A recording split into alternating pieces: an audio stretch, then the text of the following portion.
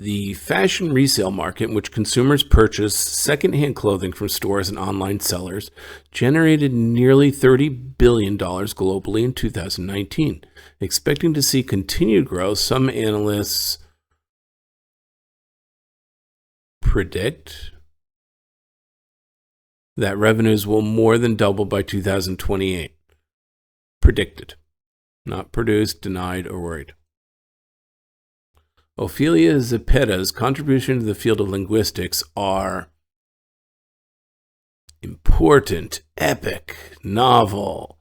Her many accomplishments are varied, maybe. She had many accomplishments, including works as a linguistics professor and bilingual poet, authoring Tohono O'odham's grammar book, and co-founding the American Indian Language Development. Okay, so it's about the varied accomplishments. Extensive. That would emphasize the varied accomplishments, the many accomplishments. Not pragmatic, which is very sort of, as the book goes, sensible. Not controversial, and it's not universal. It's extensive, though.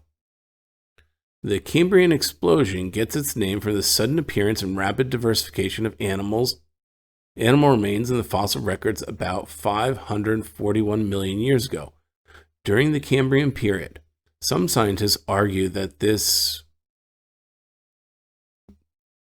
I'm going to guess, dramatic change, possibly rapid change, because there's rapid diversification in the fossil record, might be because of a shift, sudden, that's another word I might use to guess,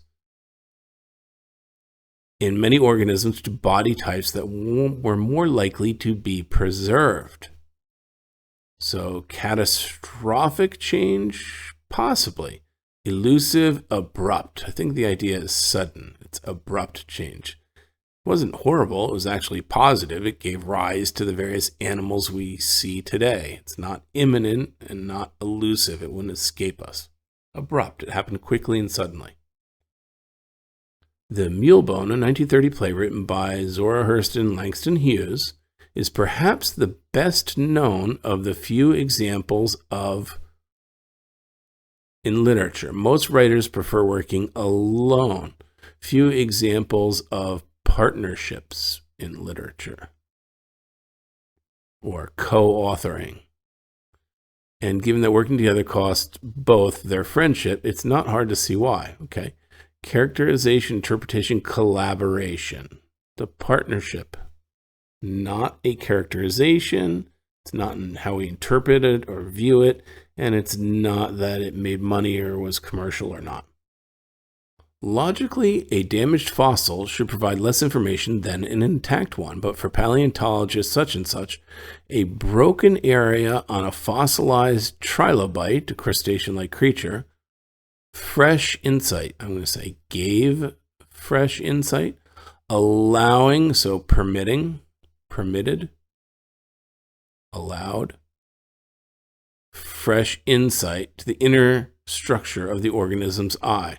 So offered, gave, permitted, it offered. Didn't resolve, didn't adjust, there was no change, and it didn't point to or direct. The following text is from Booth Tarkington's 1921 novel, Alice Adams. We want to know what the word marked means in the context. Mrs. Adams had always been fond of vases, she said, and every year her husband's Christmas present to her was a vase of one sort or another. Whatever the clerk showed him, marked at about $12 or $14, so priced. This indicates that it's priced. So staged, priced. There we go. The following text is from Burnett's 1911 novel, The Secret Garden. Mary, a young girl, is outside trying her new jump rope. We want to know what the word rough most nearly means in context. The sun was shining and a little wind was blowing. Not a rough wind.